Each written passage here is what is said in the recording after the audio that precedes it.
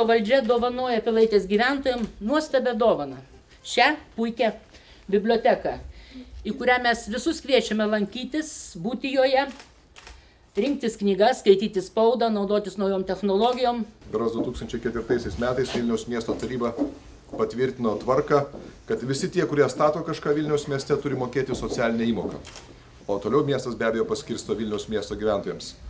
Nedaug įmonių dėja tuos savo įsipareigojimus vykdo, turiu pasakyti.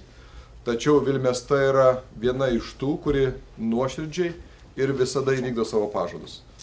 Ir būtent šios patalpos, kurių vertė yra 1 milijonas litų, ir yra perduotos Vilniaus miesto savivaldybės tarybai kaip socialinės įmokos apmokėjimas. Ir tai būtent ir sudarė mums galimybę čia įrengti biblioteką. Ir Pilaitės biblioteka pradės savo metus skaičiuoti įsimintiną datą, vasario 16.